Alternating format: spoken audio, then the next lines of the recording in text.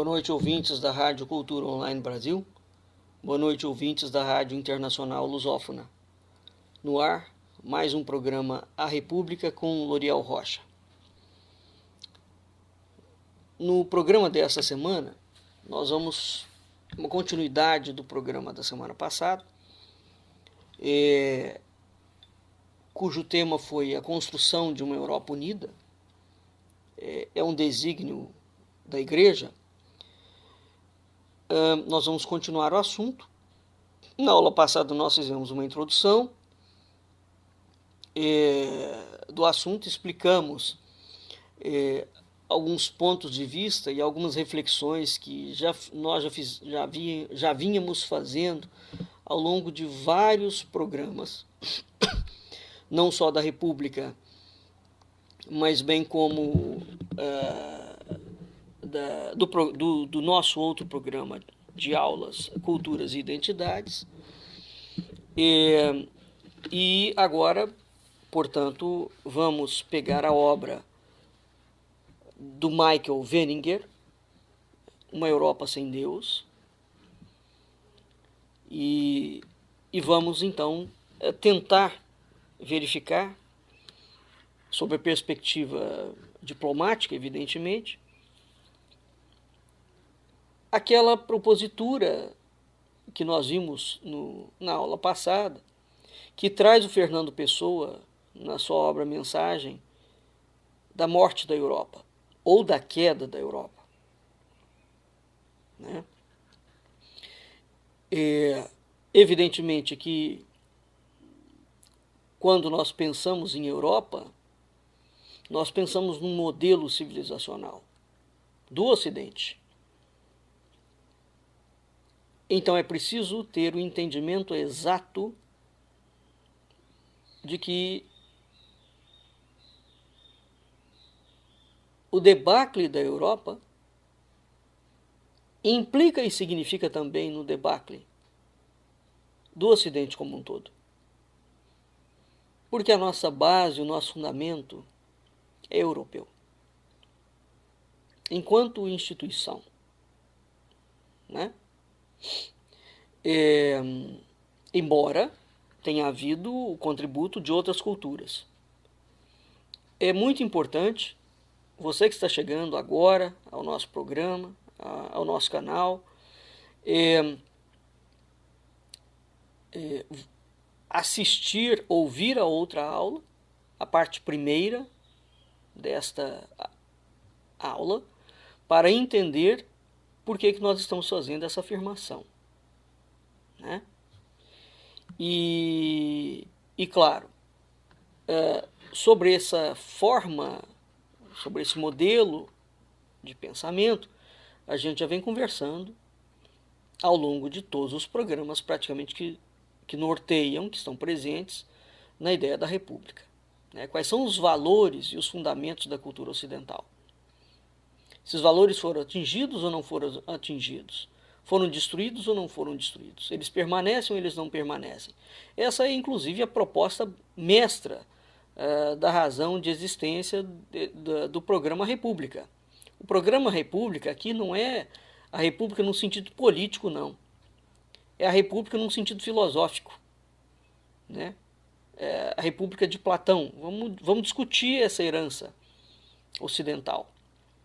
E quais são os modelos políticos, os acontecimentos políticos que estão destruindo essa herança, conspurcando essa herança ou reforçando essa herança. E, para tanto, às vezes a gente tem que pegar em dados muito concretos, né, chatos, desagradáveis, para mostrar, né, o que é que está em pauta, o que é que está em causa. Mas há sempre um pano de fundo.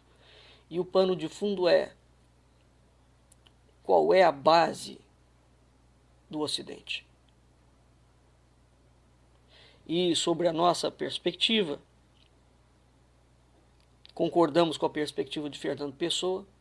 Ela é grega, ela é romana e ela é cristã.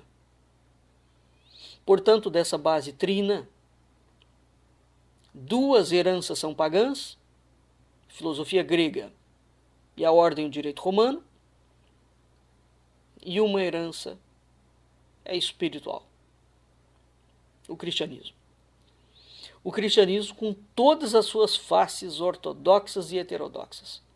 Portugal é um país em que a ortodoxia cristã viceja por todo lado. Portugal é um país cristão, não é um país católico no sentido estrito do termo. Há uma diferença muito grande em relação a isso. Tá? Eu já falei isso por diversas vezes. E repito, e reafirmo. Bem, então, essa obra, Uma Europa Sem um Rosto,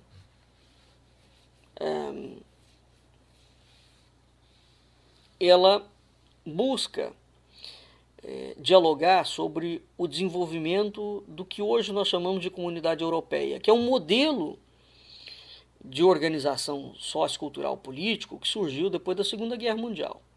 Né? Então, esse desenvolvimento da Comunidade Europeia, até a chamada União Europeia atual, enquanto organização, esse modelo está em condições de se tornar de ultrapassar uma dimensão meramente europeia, no sentido do continente europeu. Ele vai implicar no despertar de uma consciência mais alargada,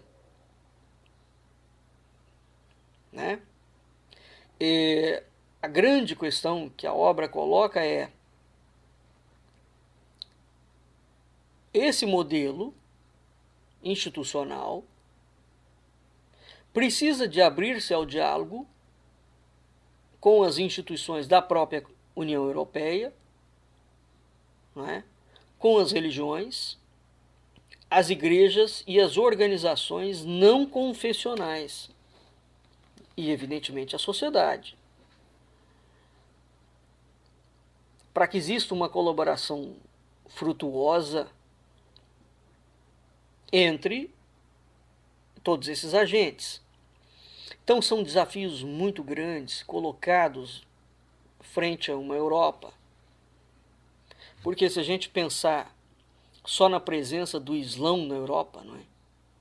A presença cada vez mais forte, mais crescente, a presença chinesa no mundo inteiro, né? O crescente debate sobre a União Europeia enquanto comunidade de valores, muito mais do que uma comunidade financeira.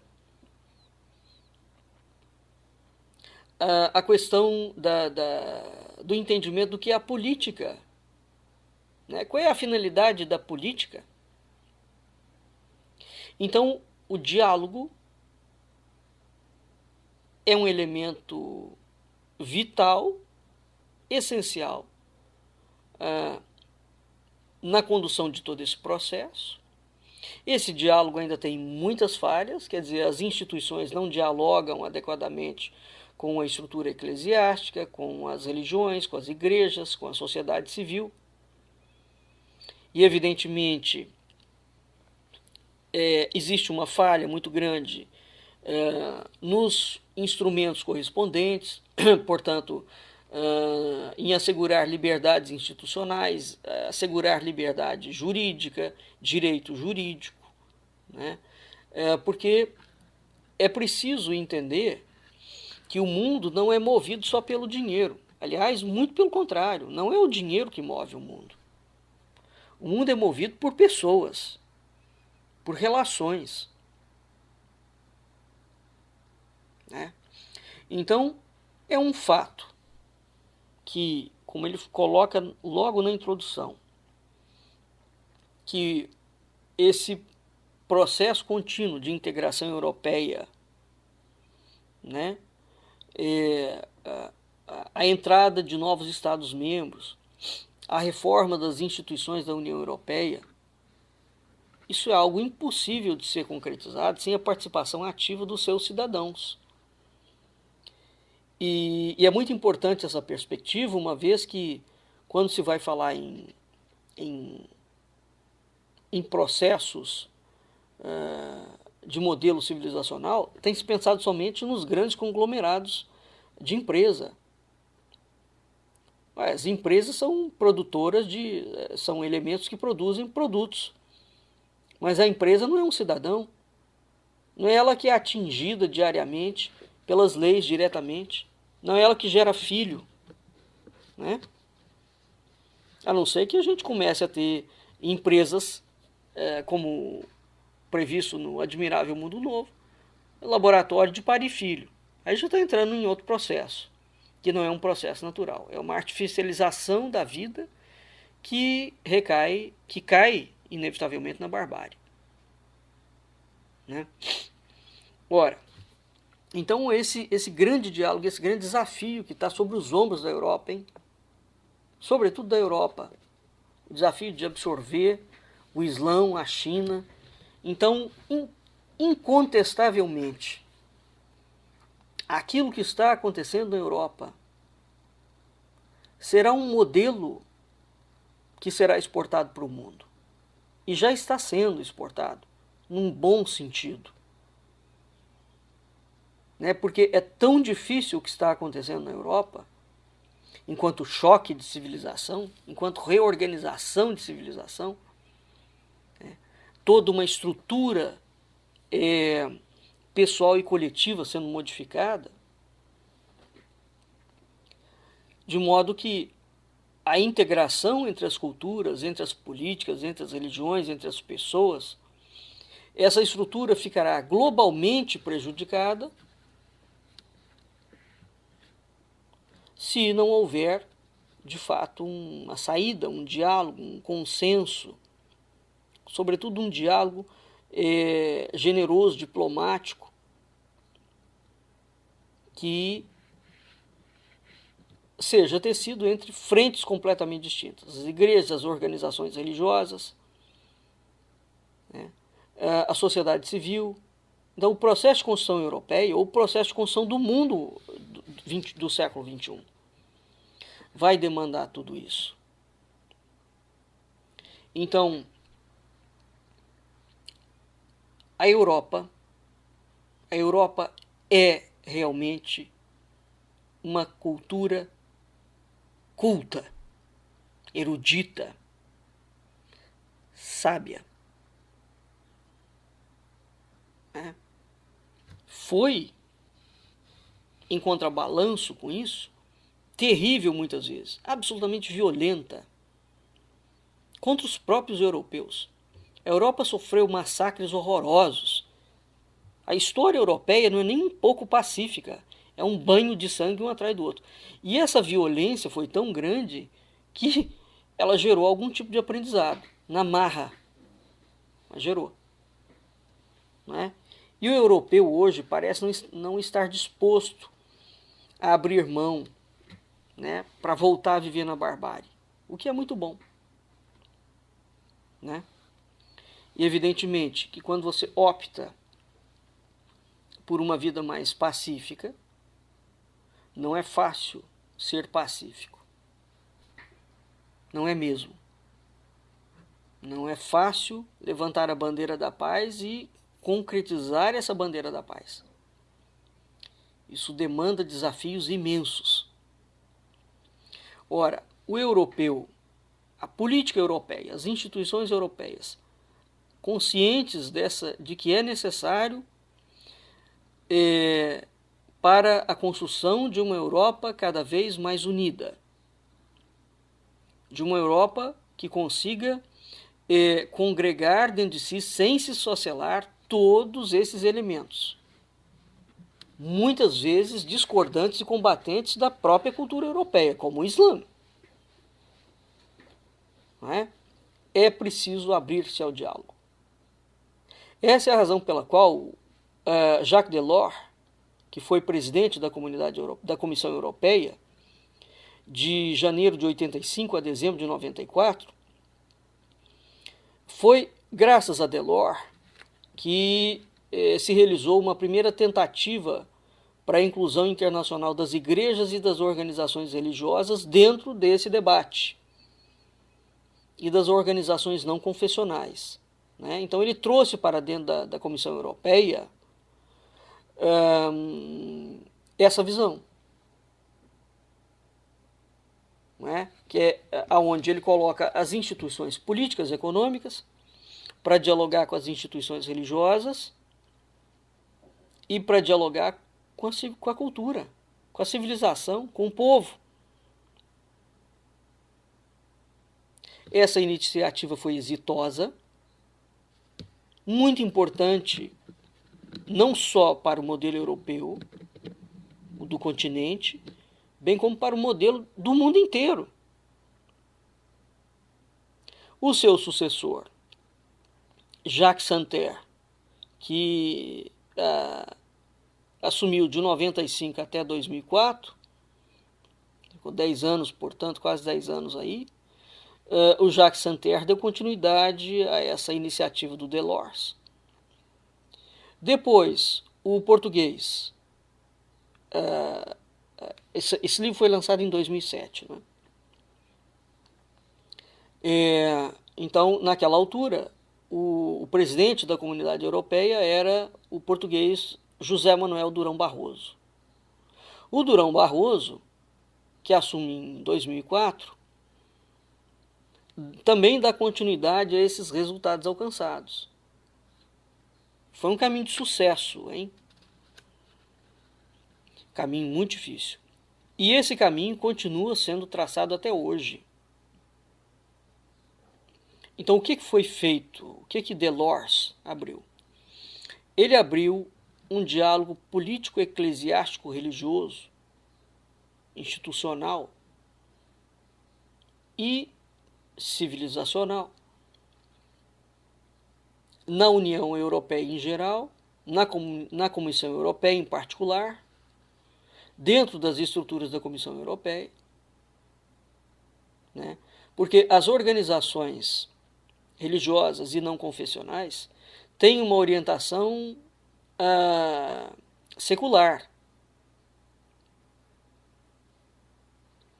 E há muitas organizações não confessionais que, embora tendo uma orientação secular, é anti-eclesiástica. Portanto, é anti-igreja. Então ele botou ali para dialogar visões completamente antagônicas.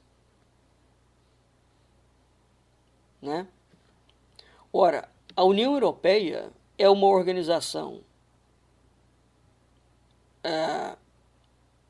exclusivamente política, econômica e financeira.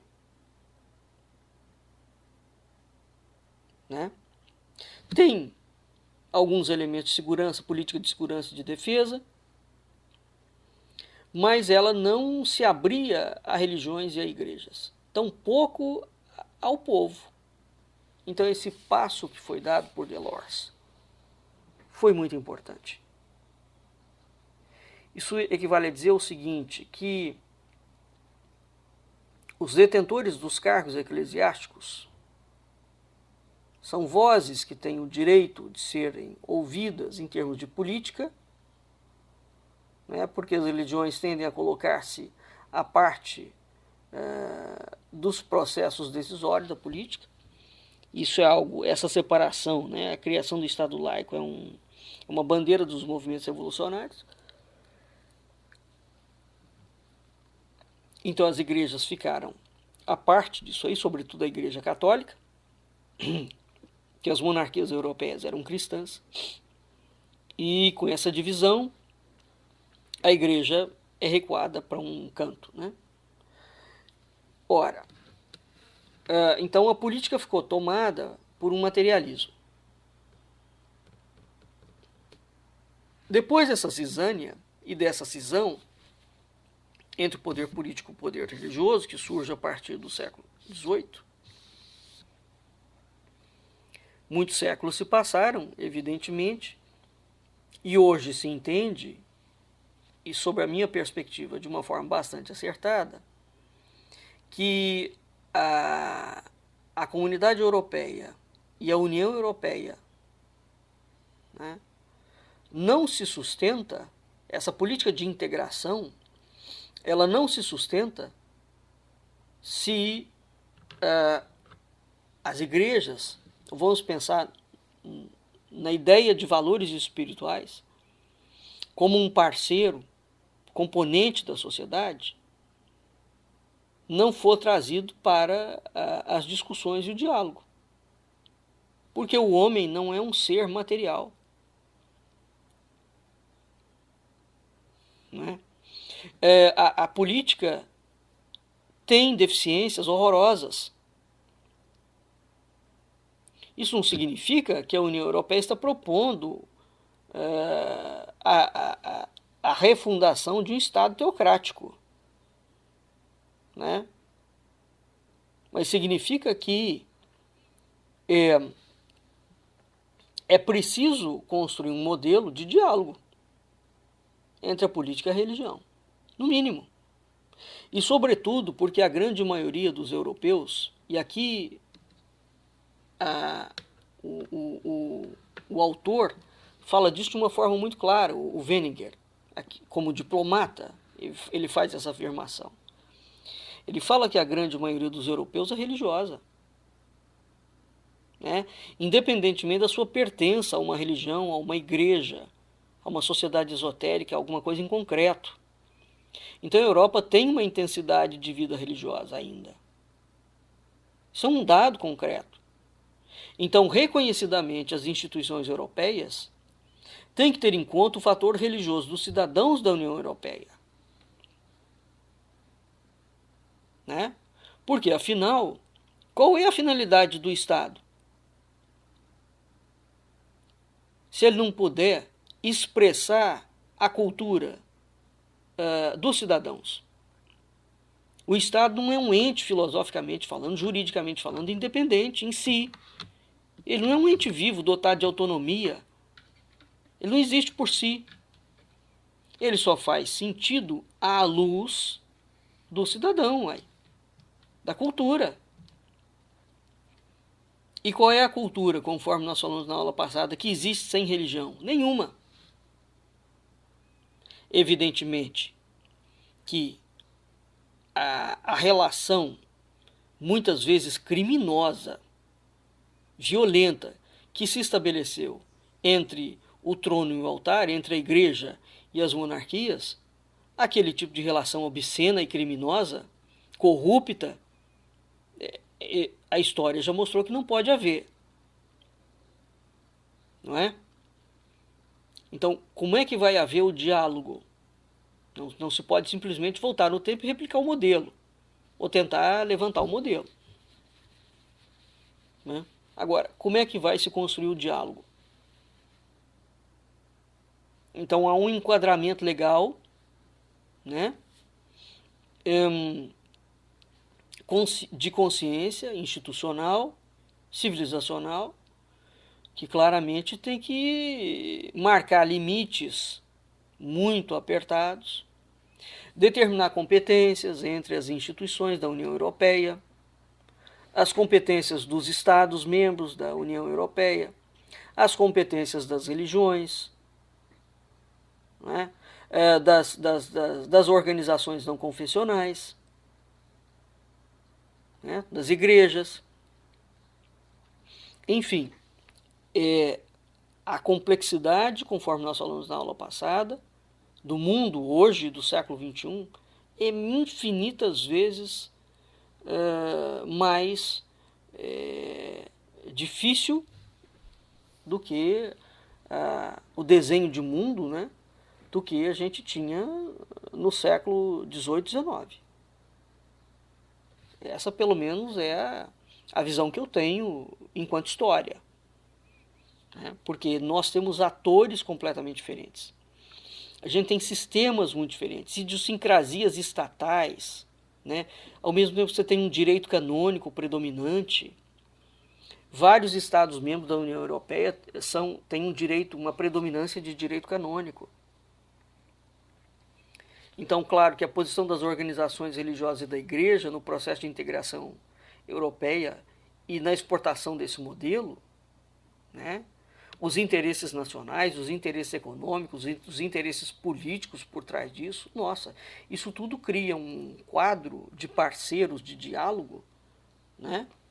E a propositura de uma complexidade de cooperação de cada parceiro desse envolvido, né, muito grande. Evidentemente que todo esse complexo vai se desenvolver de uma forma lenta, com erros, com acertos, com avanços e com recuos, mas seguramente já levou ao estabelecimento, né, de alguns modelos de organização jurídico muito importante, né?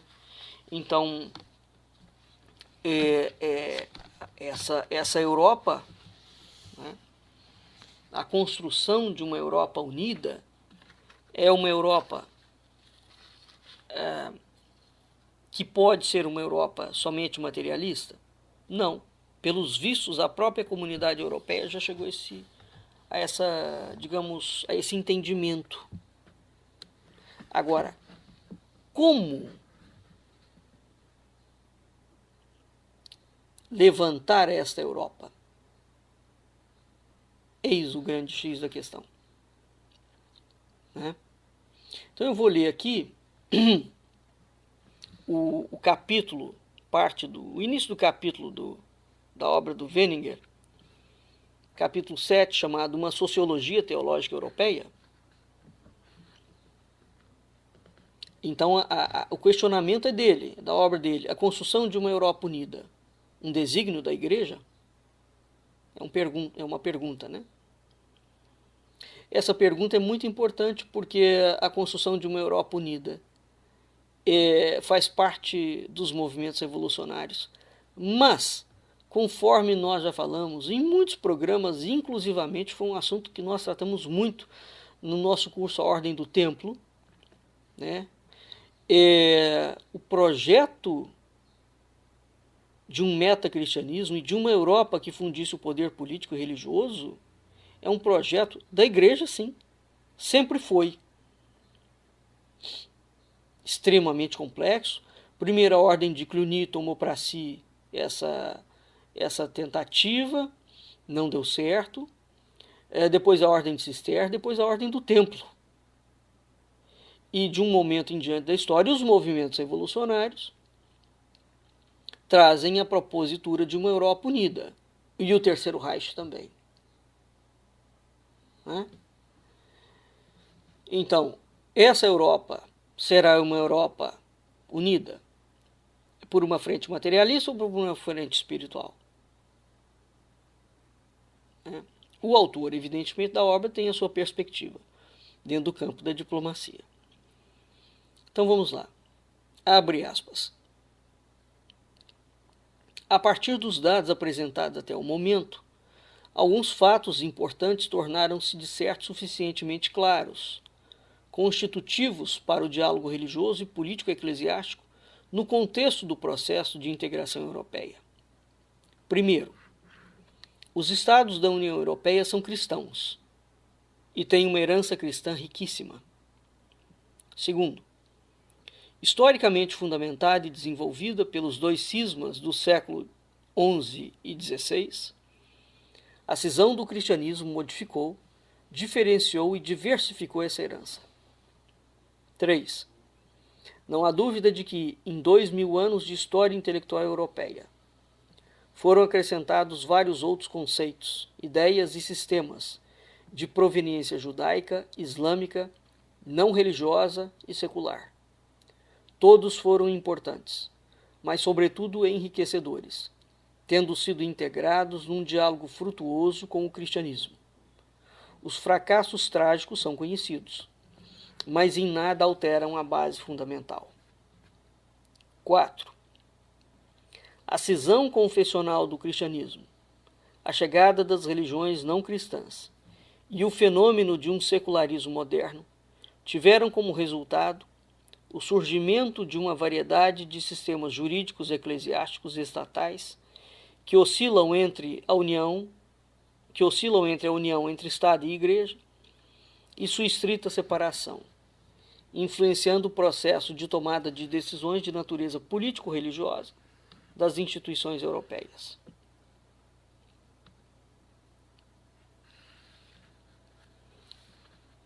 Apesar de a maioria dos Estados-membros da União Europeia praticar o modelo de cooperação entre a Igreja e Estado, verifica-se alguma insegurança um pouco por toda a parte ao tentar encontrar resposta à pergunta de como se deve comportar perante as instituições religiosas um Estado secular cuja redefinição começa a tardar. Este problema reveste-se de uma acutilância radical quando se pretende saber como lidar com símbolos religiosos em espaços públicos.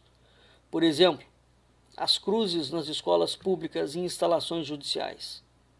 A permissão para as mulheres muçulmanas usarem o véu islâmico em edifícios públicos, etc. As abordagens feitas até o momento, nos diferentes Estados-membros da União Europeia, não permitem distinguir qualquer sistematização uniforme. No que diz respeito ao relacionamento entre as instituições da União Europeia e as igrejas, religiões e organizações filosóficas e não confessionais, o direito primário europeu teve em conta o poder normativo dos fatos e, como se sabe, decretou renunciar a uma competência político-religiosa e eclesiástica própria. A União Europeia respeita o Estatuto das Igrejas e Associações ou Organizações Religiosas nos Estados-membros, no âmbito da legislação nacional, e não o prejudica. Isto também se aplica igualmente ao Estatuto das Organizações Filosóficas e Não Confessionais. No entanto, a fim de resolver as incertezas jurídicas ainda existentes e de nem sequer deixar surgir problemas políticos, deverá ser imperativo criar no futuro um quadro jurídico comunitário ou harmonizar os sistemas jurídicos eclesiásticos e estatais, desde que sejam pertinentes para o bem comum da União Europeia. Embora se sublinhe sempre a neutralidade religiosa das instituições da União Europeia, pode e deve salientar-se que, apesar da sua neutralidade, elas não rejeitam as igrejas nem as organizações religiosas, assumindo uma atitude positiva e cooperante. Isso foi formulado, por exemplo, no Livro Branco sobre a Boa Governação, no qual ficou estabelecido que as igrejas e organizações religiosas desempenham um papel especial quando se trata de dar voz às preocupações dos cidadãos e de prestar serviços que atendam às necessidades da população. É certo que a ausência de uma referência explícita à herança cristã da Europa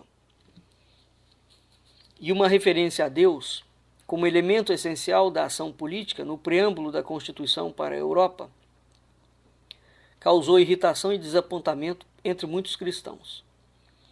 Pode e deve, no entanto, servir de consolo o fato de, no seu todo, a Constituição ser de inspiração profundamente cristã, contendo inúmeras disposições de caráter explicitamente cristão. Honrando o fator religioso da União Europeia, ficou registrado no Tratado Constitucional a intenção de, reconhecendo a sua identidade e o seu contributo específico, a União manter um diálogo aberto, transparente e regular com as referidas igrejas e organizações.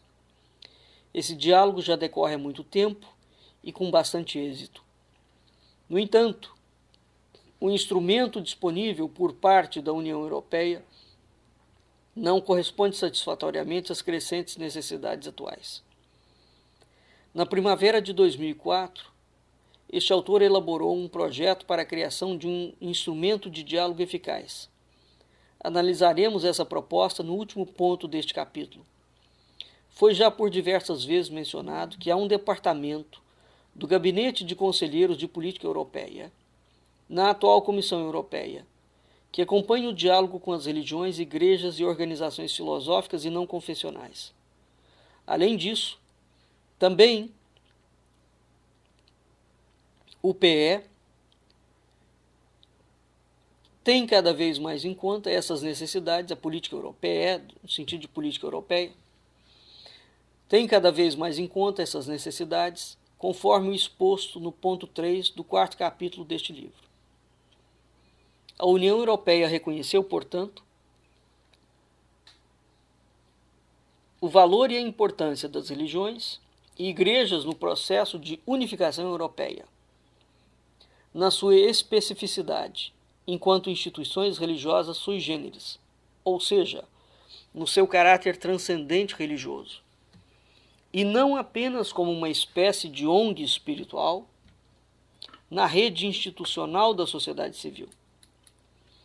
Este foi um contributo valioso dos trabalhos da Convenção para a elaboração da Constituição, consideravelmente influenciada pelas contribuições construtivas que as igrejas já tinham prestado ao longo dos anos através do diálogo e que a Comissão Europeia retomou. Aqui eu quero abrir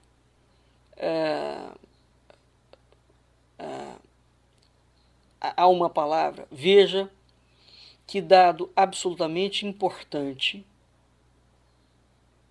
que a imensa maioria dos brasileiros desconhece sobre isso que a União Europeia criou. O reconhecimento do valor e da importância das religiões e das igrejas no processo da unificação europeia. Portanto, aqui as igrejas e as religiões vista no seu caráter transcendente e mantidas dentro dos seus limites. Essa proposta europeia é uma proposta diametralmente diferente da grande patifaria institucional criminosa que foi urdida dentro dos Estados Unidos, por exemplo, entre a democracia americana, a República Americana, e as igrejas protestantes e evangélicas, criando uma teocracia política neopentecostal, que é uma mixórdia econômica, na verdade, bancária, que usa do nome das religiões para criar um monstrengo estatal sob o controle de grandes conglomerados, transformando os políticos em deuses, literalmente. É este modelo criminoso, mafioso, que foi transportado para o Brasil e que esse atual presidente, esse fantoche militar, maçônico, bancário, o senhor Jair Bolsonaro, é isso que a propositura governamental dele tenta incorporar. Como o Brasil é uma bagunça generalizada em termos institucionais, evidentemente que essa incorporação não tem o peso da incorporação americana, porque nos Estados Unidos as instituições existem e funcionam efetivamente, e esse processo colocado lá é dramático. Né? Ele é dramático em qualquer lugar, mas sobretudo quando você tem uma estrutura que funciona. Porque aí se aquela estrutura que funciona de fato for metamorfoseada para outra coisa, ela vira de fato outra coisa. Então essa teratologia, que vem sendo urdida pela chamada nova direita mundial, onde toda essa falsa direita brasileira incorporou esses crimes contra a humanidade, porque de religião e de espiritualidade não tem nada, é um processo materialista do mundo. Esse processo é, portanto, um processo completamente diferente do que foi feito dentro da Comissão Europeia. A Europa não está querendo transformar os políticos europeus em deuses. A Europa está querendo diálogo com a religião, todas elas. Mas os políticos não vão virar deuses. No Brasil, São Paulo já começou a gracinha de transformar políticos em deuses. Tem o dia de orar para político, por exemplo. Eu já falei sobre isso. E o governo desse homem, que é um desclassificado, que ocupa a presidência da República, é um homem criminoso, que já cometeu mais de 15 crimes constitucionais, conforme provou o historiador Marco Antônio Villa e o Reinaldo Azevedo, gostando do Reinaldo Azevedo ou não, e eu não estou nem um pouco preocupado se o meu ouvinte ou meu aluno gosta do Reinaldo Azevedo. Esse homem já cometeu vários crimes e continua à frente da presidência da República. É um governo de gente criminosa, sob todos os aspectos, democida, com mais de 200 mil mortes nas costas, programada, intencional,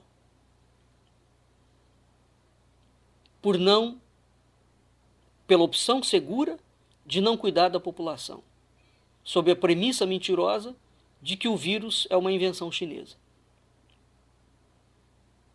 Bem, invenção chinesa ou não, o fato é que a doença está aí e a morte e as mortes também.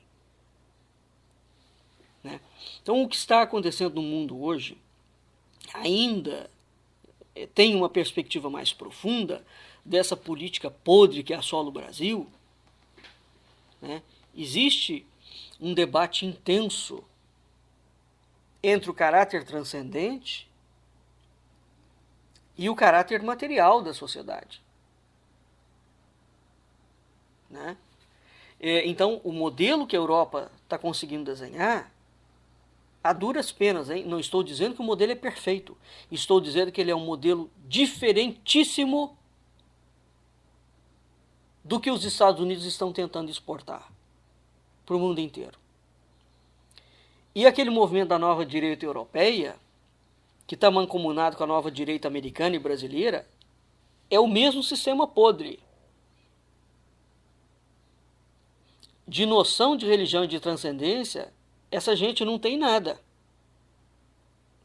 É essa gente que está ligada ao globalismo internacional, ao materialismo puro e simples, ao poder dos grandes conglomerados.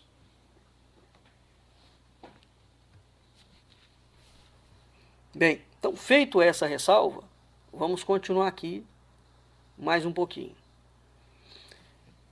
A União Europeia reconheceu, portanto, o valor e a importância das religiões e igrejas no processo de unificação europeia, na sua especificidade enquanto instituições religiosas sui generis, ou seja, no seu caráter transcendente religioso, e não apenas como uma espécie de ONG espiritual na rede institucional da sociedade civil.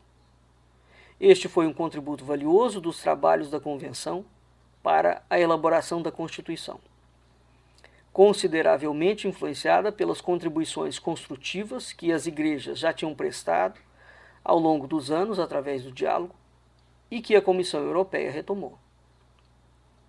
Depois de a União Europeia se ter posicionado perante as igrejas e organizações religiosas, há agora que perguntar qual a posição dessas para com a União Europeia. Em relação a isso, depara-se-nos um quadro variado. De tudo se pode encontrar, desde uma participação elevadíssima e ativa no processo de integração europeia, até o desinteresse total pelos acontecimentos políticos. O pouco interesse que está existente encontra-se, sobretudo, nas organizações religiosas, que procedem de igrejas evangélicas livres, mas não só, e que muitas vezes provêm de fora da Europa. Dessas fazem parte várias organizações religiosas de orientação fortemente virada para os Estados Unidos.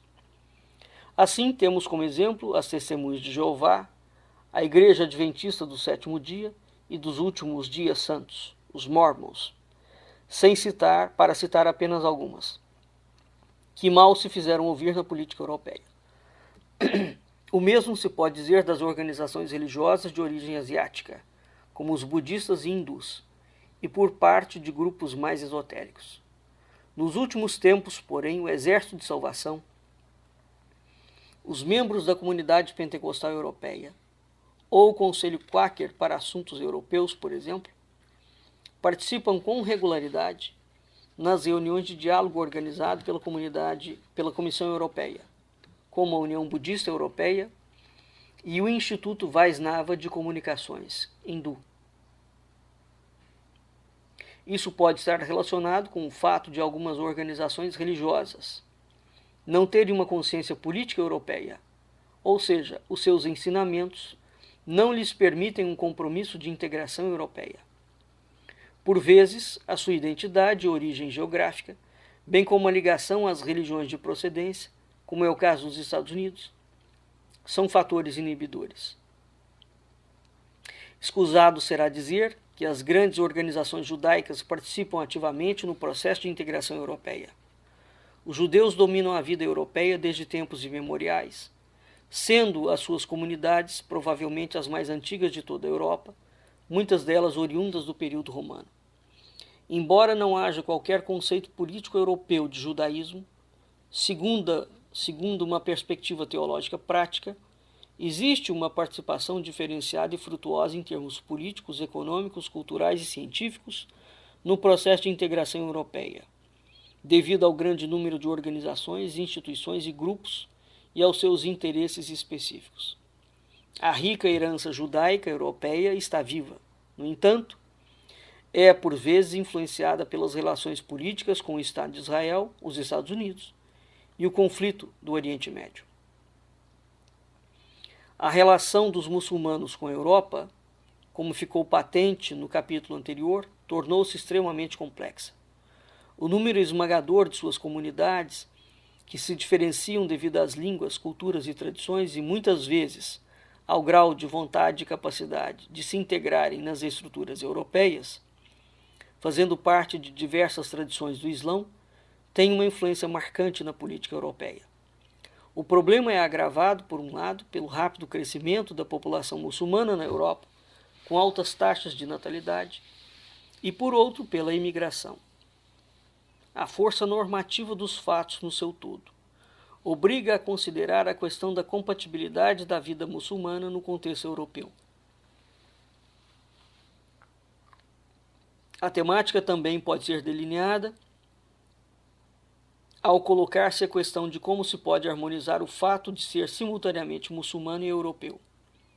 As diversas organizações muçulmanas elaboram pareceres muito diversos sobre a política europeia relativamente às questões individuais.